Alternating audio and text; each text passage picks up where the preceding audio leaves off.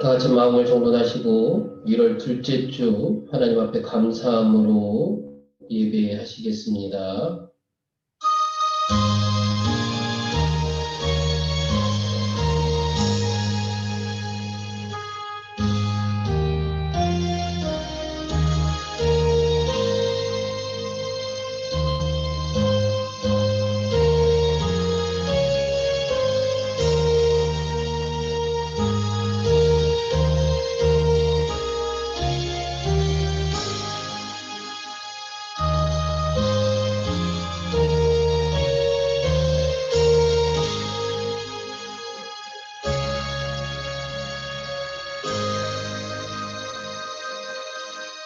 여호와의 산에 오를 자가 누구며 그의 거룩한 곳에 설 자가 누구인가. 곧 손이 깨끗하며 마음이 청결하며 뜻을 허탄한 데에 두지 아니하며 거짓 맹세하지 아니하는 자로다. 손이 깨끗하며 마음이 청결한 자를 기뻐하시는 하나님 아버지, 오늘도 사랑하는 성도들이 하나님 앞에 나와 예배를 드리게 하심을 감사드립니다. 우리는 손이 깨끗하지 못하며 마음이 청결하지 못해도 예수님의 십자가 보혈을 의지하고 나온 저희를 어여삐 여겨 주옵소서. 예수님께서 죄가 없으시나 공의를 위해 세례를 받으신 것처럼 우리는 성령으로 세례를 받아 거룩한 삶을 살게 하옵소서. 오늘 저희가 생명의 말씀으로 무장하여 한 주간을 승리자로 살게 하옵소서. 예수님의 이름으로 간절히 기원하옵나이다. 아멘. 찬송가 10장 부르겠습니다. 찬송가 10장입니다.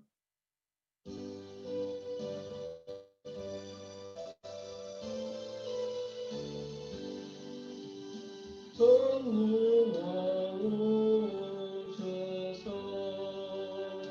주 이름 찬송케 하옵소서. 영광과 영능의 성부여 오셔서 우리를 다스려 주옵소서. 상생한 성자여 오셔서 기도를 들으소서. 택하신 백성들 목내려 주시고 거룩한 마음을 주옵소서. 위로의 주 성령 오셔서 큰 증거 주옵소서. 전능한 주시여 낙사란 맘에서 떠나지 마시고 계십소서. 성삼위일체께 한없는 찬송을 드립니다. 존귀한 주님을 영광 중에 웃고 영원히 모시게 하옵소서.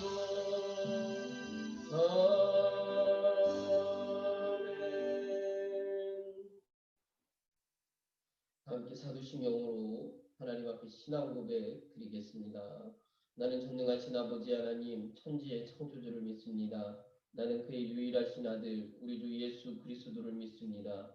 그는 성령으로 잉태되어 동정녀 마리아에게서 나시고 본디오 빌라도에게 고난을 받아 십자가에 못 박혀 죽으시고 장사된 지 사흘 만에 죽은 자 가운데서 다시 살아나셨으며 하늘에 오르시어 전능하신 아버지 하나님 우편에 앉아 계시다가 거기로부터 살아있는 자와 죽은 자를 심판하러 오십니다.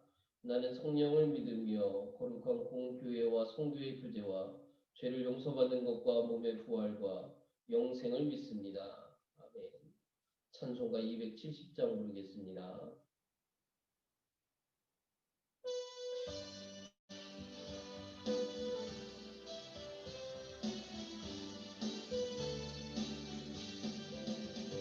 전성인 주님의 사랑과 거룩한 보혈의 공로를 우리가 찬양을 합시다. 주님을 만나볼 때까지 예수는 우리를 깨끗게 하시는 주시니 그의 피 우리를 눈보다 더 이게 하셨네. 우리를 깨끗게 한 피는 무궁한 생명의 물일세. 생명의 구원을 받은 자 하나님 찬양을 합시다. 예수는 우리를 깨끗게 하시는 주시니 그의 피 우리를 눈보다 더 이게 하셨네. 주님의 거룩한 보혈을 날마다 입으로 강증해 담대히 싸우며 나가세. 전국에 들어갈 때까지 예수는 우리를 깨끗게 하시는 주시니 그의 피 우리를 눈보다 더 이게 하셨네. 십자가 단단히 붙잡고 날마다 이기며 나가세. 머리에 멸류관 쓰고서 주 앞에 찬양할 때까지 예수는 우리를 깨끗게 하시는 주시니 그의 피 우리를 눈보다 더 이게 하셨네.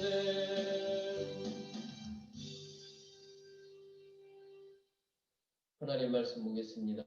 하나님 말씀은 누가복음 23장 26절에서 28절 말씀입니다.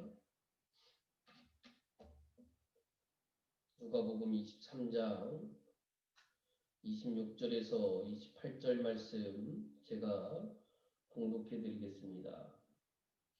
그들이 예수를 끌고 갈 때에 시몬이라는 구레네 사람이 시불에서 오는 것을 붙들어 그에게 십자가를 지어 예수를 따르게 하더라. 또 백성감이 그를 위하여 가슴을 치며 슬피 우는 여자의 큰 무리가 따라오는지라. 예수께서 돌이켜 그들을 향하여 이르시되 예루살렘의 딸들아 나를 위하여 울지 말고 너희와 너희 자녀를 위하여 울라. 아멘.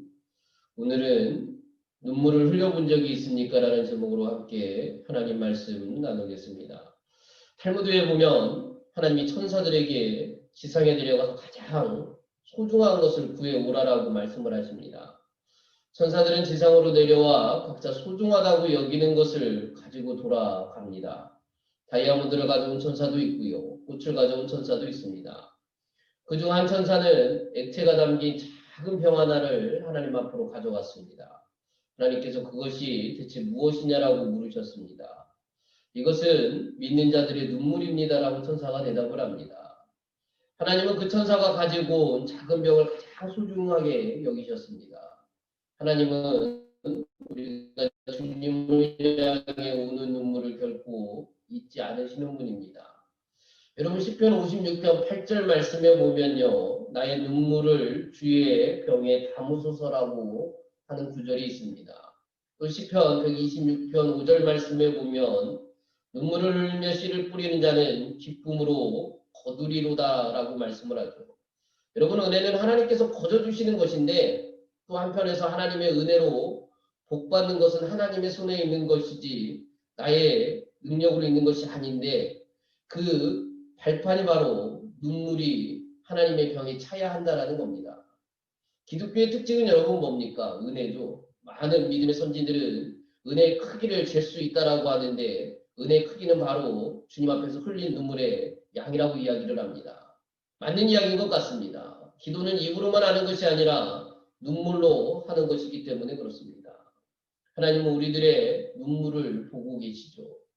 이사야 38장 5절 말씀에서 하나님은 내 눈물을 보았다라고 말씀을 하십니다. 강해 설교가 찰스 스윈놀 목사님은 눈물에 대해서 이렇게 이야기를 하죠.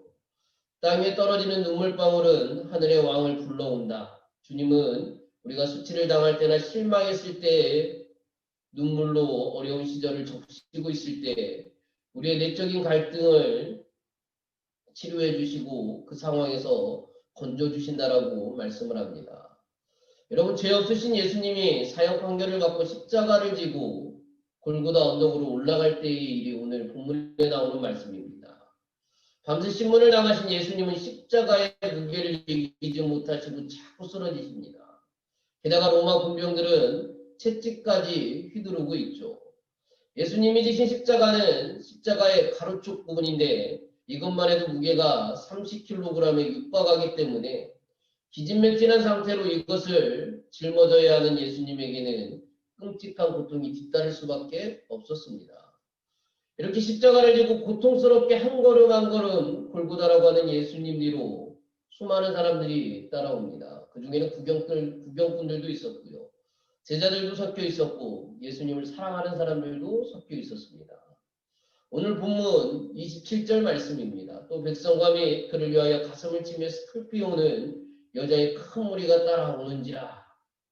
예수님을 보며 너무 가슴이 아파 가슴을 치며 울고 뒤를 따르는 여인들을 향해 예수님께서 뭐라고 말씀을 하십니까? 나를 위해 울지 말고 너희와 너희 자녀를 위하여 울라라고 말씀을 하고 계시죠. 사실 예수님이 십자가에 못 박히는 것은 당시 예수님을 따르던 사람들에게 엄청난 위기였습니다. 그래서 예수님의 죽음을 슬퍼합니다. 그러나 주님은 나 때문에 울지 말고 너희와 너희 자녀를 위하여 울라라고 말씀하고 계시죠.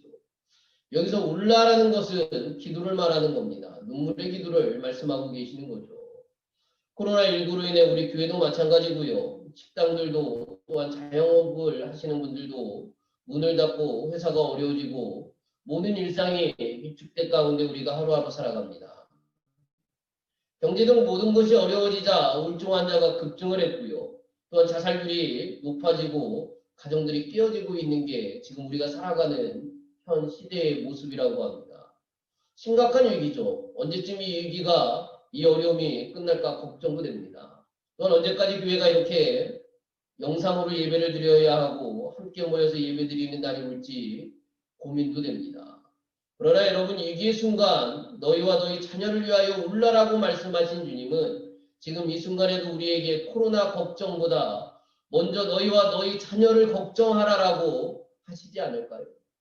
너희와 너희 자녀를 위하여 울라. 즉 먼저 너희와 너희 자녀를 바라보며 기도에 눈물이 있어야 한다라고 말씀하시지는 않을까 생각이 듭니다.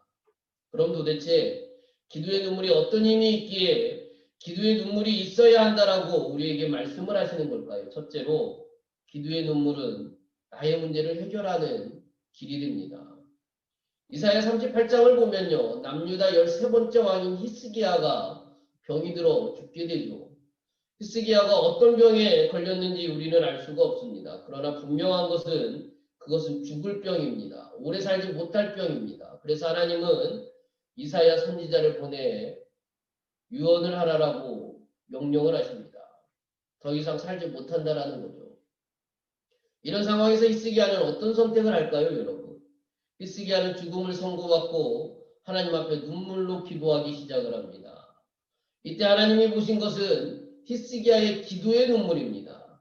하나님은 히스기야의 기도를 들으셨다라고 말씀을 하시죠. 즉 눈물을 보셨다라는 겁니다. 사람마다 눈물을 흘립니다. 기뻐서, 슬퍼서, 때로는 억울해서 눈물을 흘리죠.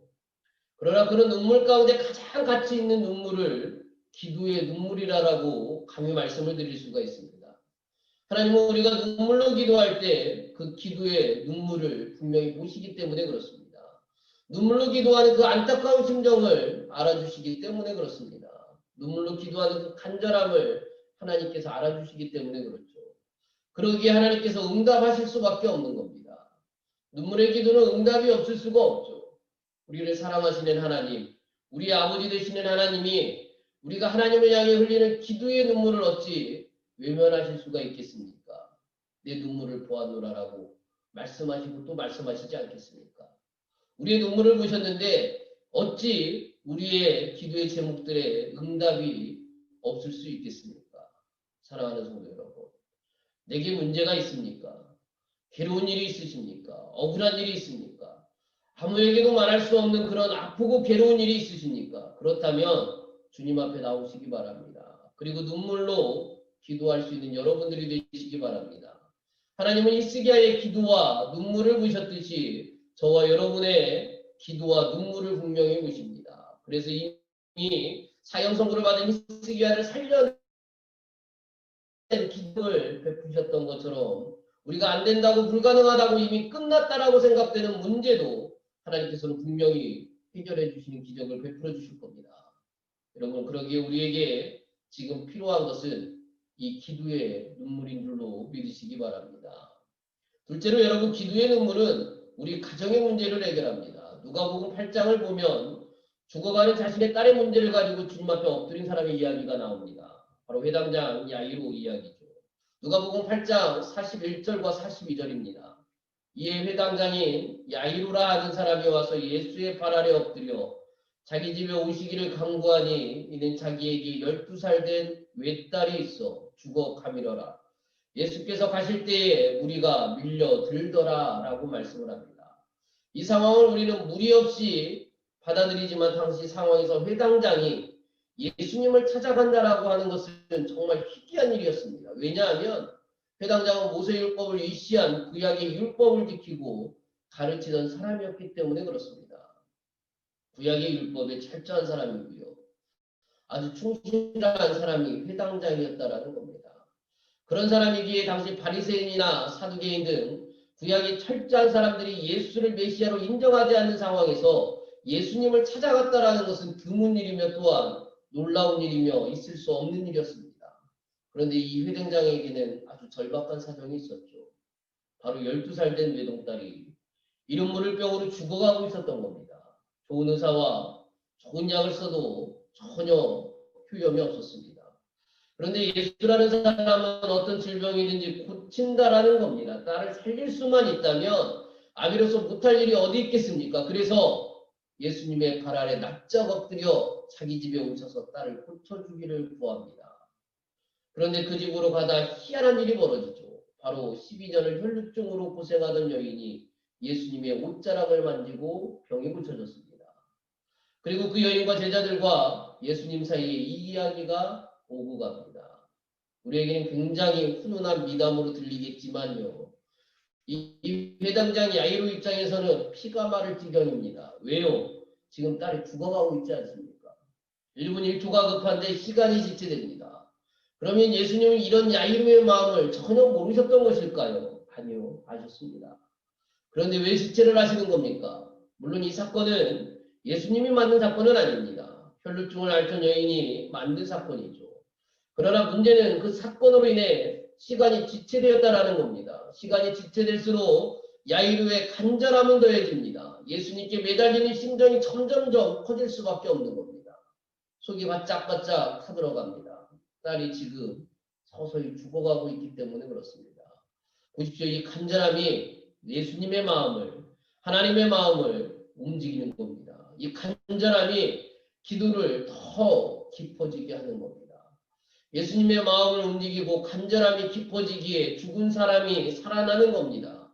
이 간절함이 그동안 외동딸의 질병으로 무너져가던 가정을 회복시키는 겁니다. 사랑하는 여러분, 어떤 집이든지 가족 중 하나가 아프면 가정이 우울해집니다. 그리고 시간이 지나면 다툼이 일어나죠. 간병의 효자 없다는 말이 빈말이 아닙니다. 긴병이 오면 물질이 많이 들어갑니다.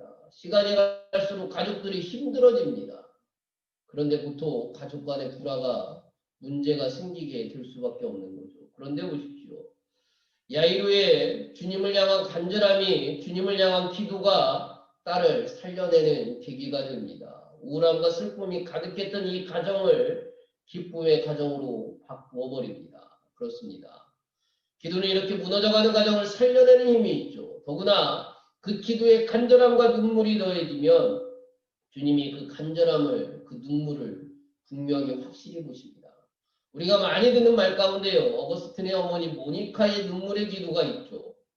허랑방탕하며 떠드는 아들을 향한 간절한 눈물의 기도가 그 아들을 주님의 위대한 일꾼으로 세웁니다.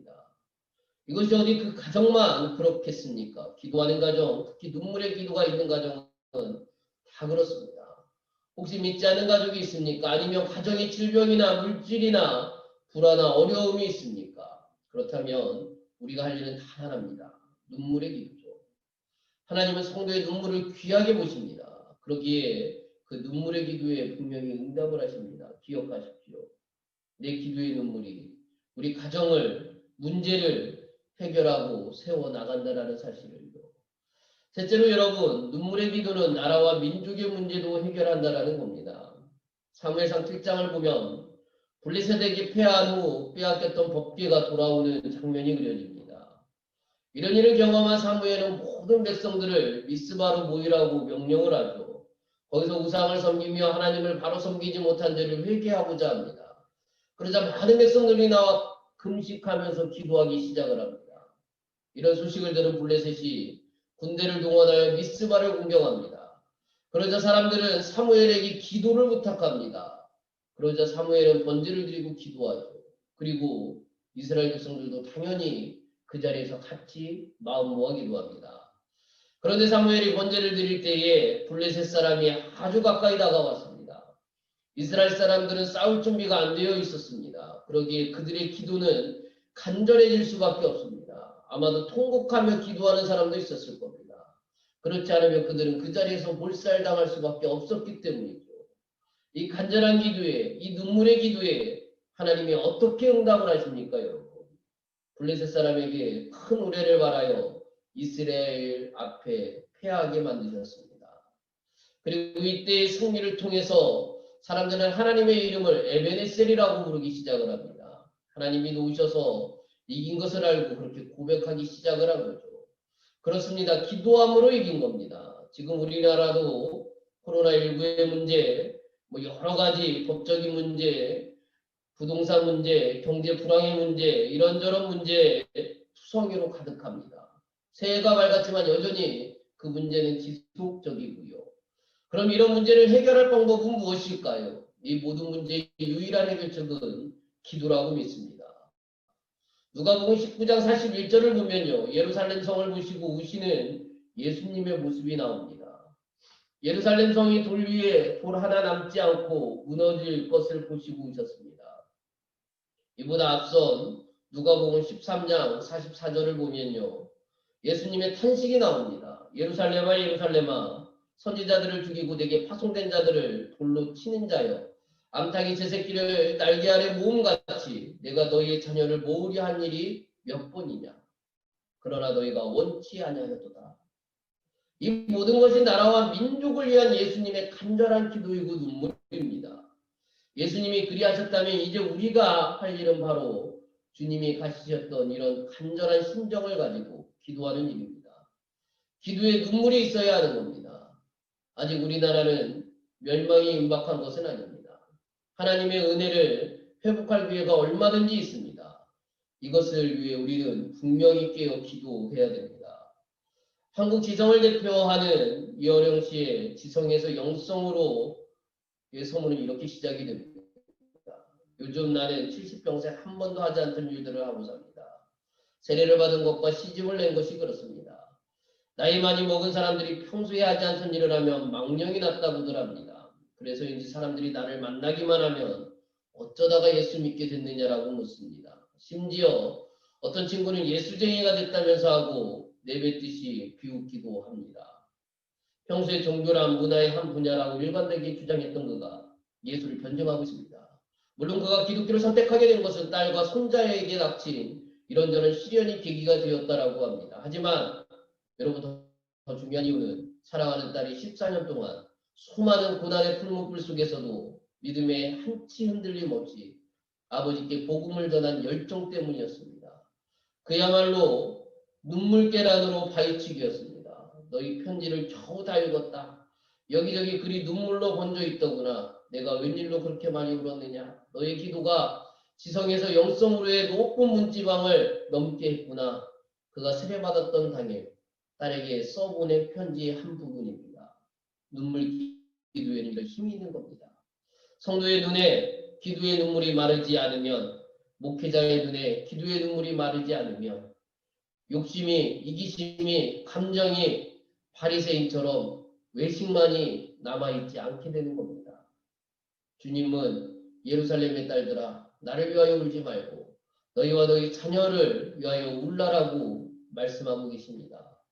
이 기도의 눈물이 저와 여러분들의 것이 될 수 있기를 소망합니다. 그래서 2021년 한 해 여러분들이 눈물로 기도함으로 죽어가는 생명들이 살아나게 되고, 여러분들이 눈물로 기도함으로 우리나라의 여러 가지 산적한 문제들이 해결되어지고, 여러분들이 눈물로 기도함으로 우리 교회가 평안해지고, 여러분들이 눈물로 기도함으로 여러분들의 가정이 믿음 안에 올바로 세워지는 역사가 주님의 거룩한 손길을 통해서 일어날 수 있기를 주님의 이름으로 간절히 축원합니다. 기도하겠습니다. 생명과 은혜가 되시는 아버지 하나님, 하나님의 거룩한 손길을 통해 저희들을 지으셨고, 우리들이 하나님을 향해 입을 벌려 기도하며 간절한 마음으로 눈물을 흘리며 기도할 때에 외면치 않으시고 들어주시오니 감사를 드립니다. 2021년 한 해 사랑하는 주의 백성들이 하나님을 향해 날마다 기도하게 하시되, 간절함으로 기도하게 하시고 눈물로 기도하게 하셔서 하나님께 응답받고 하나님이 주시는 그 응답을 통해 결실이 무엇인지 깨닫게 되는 은혜를 우리 모두가 경험할 수 있도록 축복하여 주옵소서. 이 모든 말씀 우리 주 예수 그리스도 이름으로 감사하며 기도드립니다. 다 함께 찬송가 370장 부르겠습니다.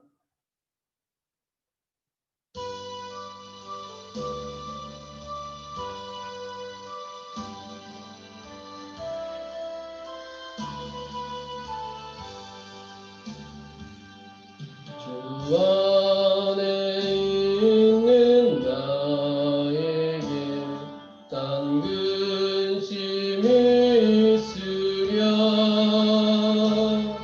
십자가 밑에 나가 내 짐을 풀었네. 주님을 찬송하면서 할렐루야 할렐루야. 내 앞길 멀고 험해도 나 주님만 따라가리. 그 두려움이 면하여 내 기도 되었고, 전날의 안숨 면하여 내 노래 되었네. 주님을 찬송하면서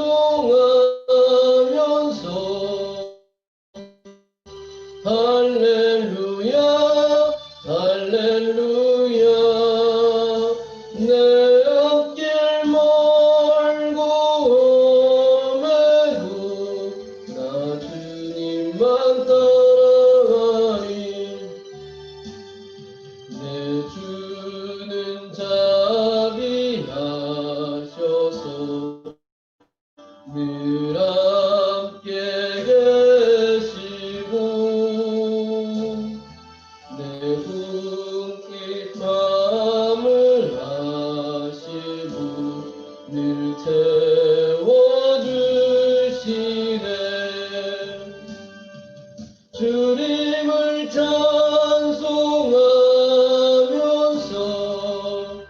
할렐루야 할렐루야.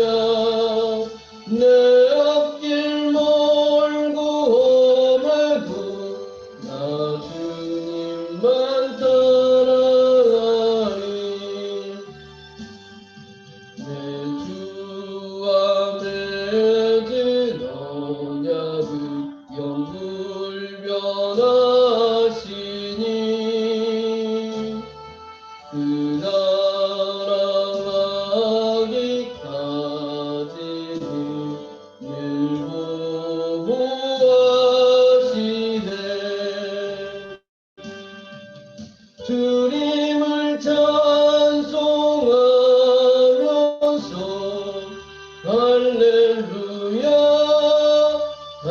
할렐루야.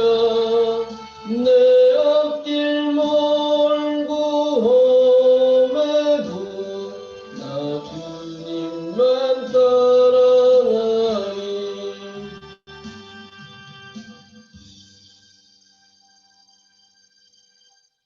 기도하겠습니다. 나는 물로 너희에게 세례를 베풀거니와 그는 너희에게 성령으로 세례를 베푸시리라.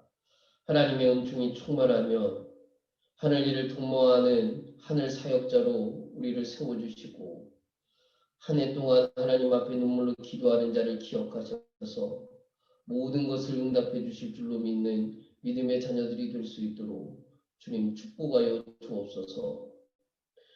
우리를 보호하심으로 지켜주시고 사랑으로 돌보시는 지극히 자비로우신 아버지 하나님의 은총과 용서하시고 사랑으로 감싸시고 붙잡아 주시는 예수 그리스도의 은혜와 예수님의 말씀을 기억나게 하시고 말하게 하시는 성령의 감화 감동 역사하시니 말씀에 순종하는 우리들과 늘 함께 하시기를 간절히 축원하옵나이다.